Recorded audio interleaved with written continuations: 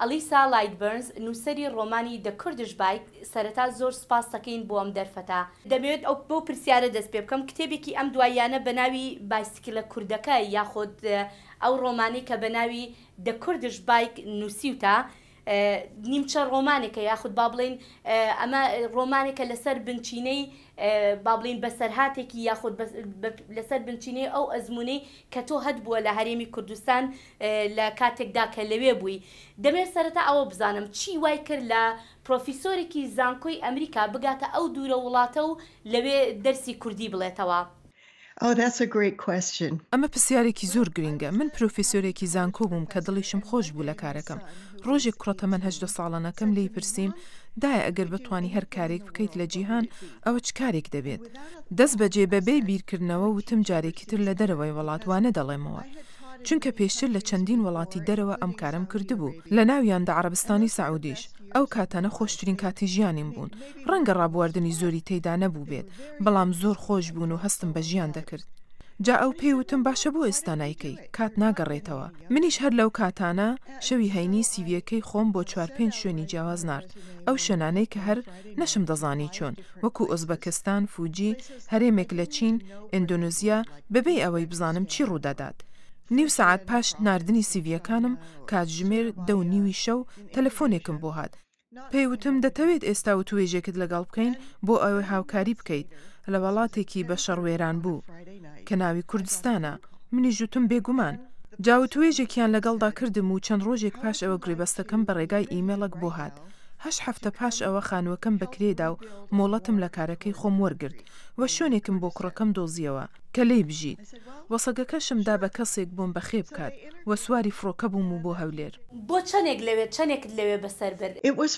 بۆ 6 مانگ لەوێ بووم. ڕێکوا بوو بەڵێ، بەڵام چونکە بەڕاستی نەمدەزانی چۆن بە تەواوەتی لەسەر کورد بنووسم، من لەسەر ئەزمونەکانی خۆم وەکو ئەمریکیەک کە شت لەسەر کورد فێر بووم نووسیومە. باشە بە ئێستا بینە سەر ڕۆمانەکە دەکرێت کورتەیەکی ئەو ڕۆمانەمان پێ بڵێ ینی ناوەڕۆکی ڕۆمانەکە چییە تیشکت خستۆتە سەر چی لەوەیە؟ Sure. So the novel is really about my own experience. بێگومان ئەو ڕۆمانە خۆی لەسەر ئەزمونەکانی منە. ئەوەی من لەوێ کردم پایسکلێکم کڕی بۆ ئەوەی ئەمەوی سپێی بگەڕێم و ئەو شتانە ببینم کە لەوێ هەن. هەر نزیک خوێندنگاکەم گوندێکی لێبوو. هەموو کۆتای هەفتەیەک بە پایسکلەکەم دەچوون بۆ ئەو گوندە. ئەوەندەی نەبرد خەڵک دەهاتە دەرەوە سڵاویان لێ دەکردم. ڕۆژێک ژمارەیەک منداڵ هاتنە دەرەوە پێیان وتم تۆ ئەمریکاییت؟ ئینگلیزی قسە دەکەی؟ منی جوتم بەڵێ. جا ئەوان کچێکی گەنجیان پێ ناساندم کە ئینگلیزی دەیخوێن بۆ ئەوەی قسەکانم وەربگێڕێت چونکە من کوردیم نەدەزانی. جا ئەو کچەش دایکی پێ ناساندم کە بێوەژنێک بوو. من بەو شێوەیە بووم بەشێک لە خێزانەکەیان. هەموو کۆتای هەفتەیەک لەگەڵیاندا بووم. ئەوان منیان دەبرد بۆ پرسەکان، ئاهەنگی بوو گواستنەوە، ئاهەنگی نیشانەکردن. هەموو کۆتای هەفتەیەک لەگەڵیاندا نانم دەخوارد. هەمووی ئەزمونی زۆر خۆش بوو. هەروەکو تۆ ئێستاش ئاماژەت پێکرد زۆربەی ئەم ڕۆمانە لەسەر بنچینەی با بڵێن ژیانت بووە، ئەزمونەکانی ژیانت بووە لەوێ. جا بۆچی ناوت لێ ناوە ڕۆمان؟ بۆچی کردوتە بە ڕۆمان؟ I started out writing everything true, like an autobiography. سەرەتا وەکو نیمچە بایۆگرۆفیەک دەستم پێکرد، پاشان چەند شتم بۆ دەرکەوت. یەکێک ئەو بوو کە کارێکتەرێکی زۆرم هەبوو و دەمیست شتەکانی گوندەکەشی تێ بکەم کە پاش هاتنەوەم ڕوویاندا بوو. جا بۆیە دەبوو هەندێک دەستکاری کاتەکەی بکەم. وە شتێکی تریش من باسی زۆر شتی هەستیارم کردووە وەکو خەتەنەکردنی مێینە، کوشتن لەسەر شەرەف، چەندین کەسم دەناسی کوژران بەهۆی ناموس لەو کاتێک کە من لەوێ بووم ویان خەڵکی تریان کوشت. جا من نەمدەویست گرفتی کۆمەڵایەتی و یاساییان بۆ دروست بکەم بەهۆی کتێبەکەی خۆمەوە. هەروەکو چۆن ئێستا ئاماژت پێکرد لە ڕۆمانەکەتا باس لە زۆر شتی هەستیار کردووە لەو کۆمەلگای. باشە بە باسکردنی ئەمانە تۆ ویستوتە چ پەیامێک بگەێنی یا ئەم پەیامەت بۆ کێ بووە؟ بۆ ئەمریکایەکان یانی دەتەوێت ڕووی ئەو کۆمەلگایە بە ئەمریکایەکان نیشان بدەیت یا تەنها وەکو با بڵێن پەیامێکی ترت هەیە لە پشتی ئەم ڕۆمانەوە؟ My message is I really wanted American people to learn more about the Kurds like I did. پەیامی من ئەوە بوو کە زۆر مەبەستم بوو خەڵکی ئەمریکا شتی زیاتر لەسەر کورد بزانن وەکو من. لەبەرەوەی کۆمەلگا شتێکی زۆر ئاڵۆزە وەشتی زۆر باشیان هەیە وەکو ئەوەی کە کورد زۆر بەخشەندەن ئەوە خۆشەویستیە کە نیشانی منیاندا دۆستایەتیان لە هەمان کاتدا شتی تریش هەیە کە زۆر سەختن ئەمەوێت ئەوە نیشان بدەم کاتێک ڕێز لە کولتورێک دەگریت تۆ ڕێز لە هەموو شتەکانی دەگریت ناڵێیت ئەمە باشەیان خراپە دەڵێیت ئەوە هەمووی پێکەوە گرێدراوە ئەمە شتێکە کە تازە پێی ئاشنا بووی و خۆت دەدەیتە لاوە و بڕیاری لەسەر نادەیت And instead you have great respect. باشە لە ماوەی ژیانت لە هەرێمی کوردستان چ شتێک بەلاتەوە لە هەمووی زیاتر سەرنجڕاکێش بوو با لە شتە پۆزیتیڤەکانەوە دەست پێ بکەین.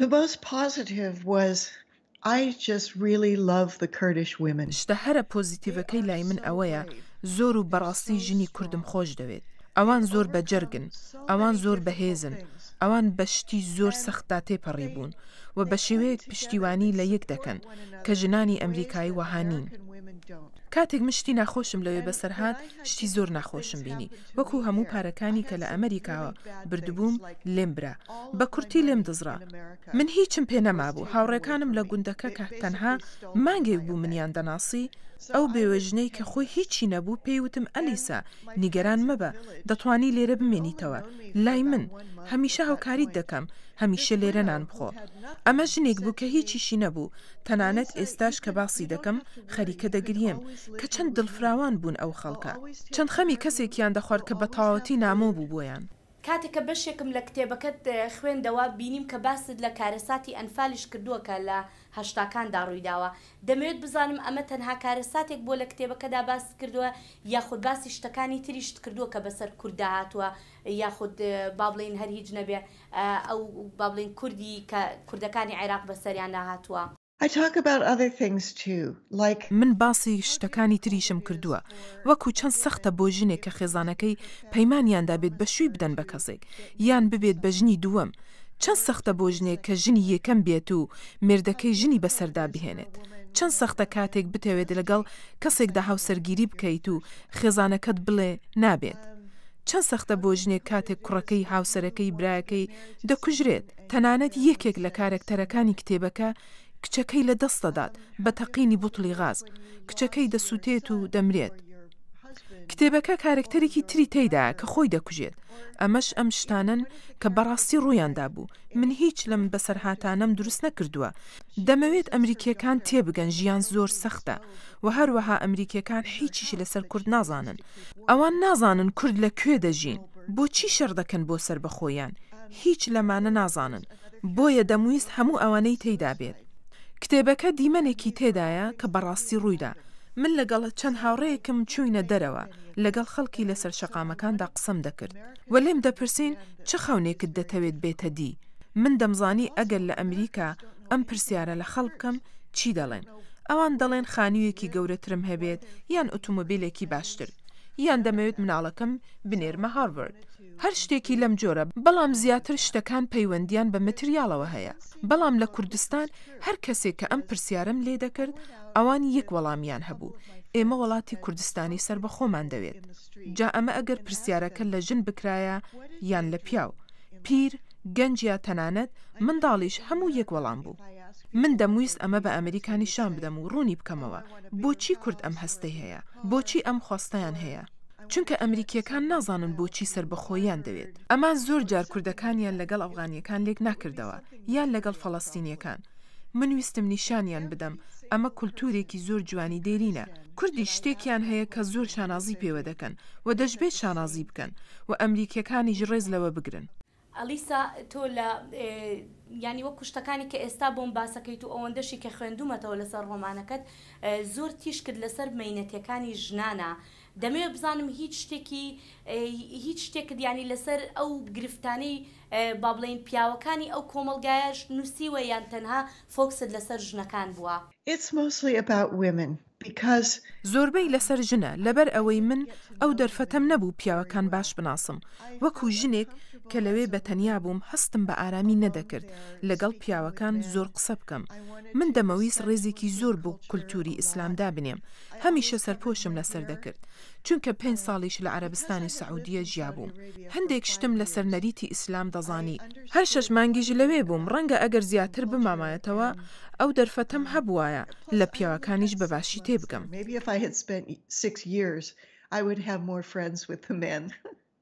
ئەگەر دەرفەتێکت بۆ بڕەخسێتەوە جارێکی تر ئامادەی بچیتەوە بۆ ئەوێ و جارێکی تر بەو شێوەیە دەرز بڵیتەوە یاخود زیاتر تێبگەی لەو کۆمەڵگەیە؟ Oh, absolutely. I would go back in a heartbeat. In fact, بێگومان دەست بەجێ دەگەڕێمەوە. لە ڕاستیشدا پێشەوەی بگەڕێمەوە هەوڵیشمدا لە زانکۆوانە بڵێمەوە لە هەر شوێنێکی کوردستان، بەڵام نەمتوانی کارێکی لەو جۆرە بدۆزمەوە. بۆیە چوون بۆ وڵاتێکی تر، چوون بۆ سینگافۆر، لەوێ بووم بە پرۆفێسۆری زانکۆ.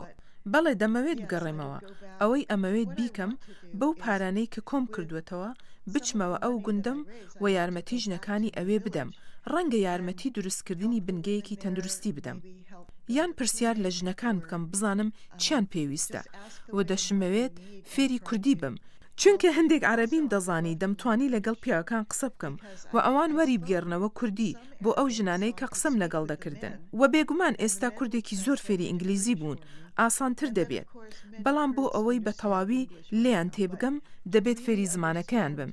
ئێستا هەندێک گوشە دەزانم وەکو سەرچاو، زۆر سپاس، دانیشە. Now I can do Setsao, I can do Zor Spas and Danisha.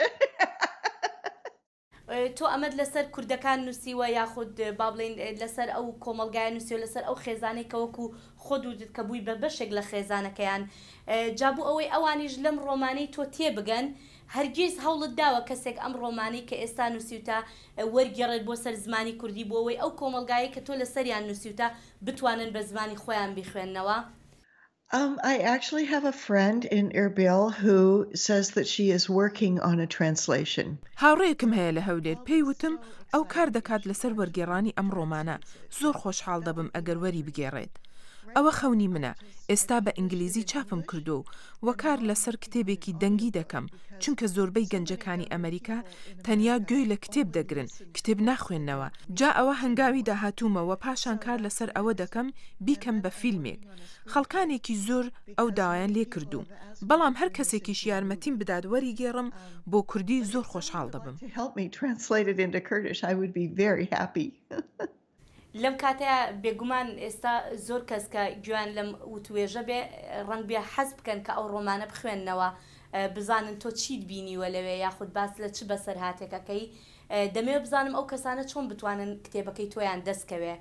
Yes, they can go to Amazon.com. ئەوان دەتوانن لە ڕێگەی Amazon.com کتێبەکە بکڕن، یان دەتوانن بە ڕێگەی ئینترنێت دای بگرن لە ڕێگای Kindle Book. Very easy to get there.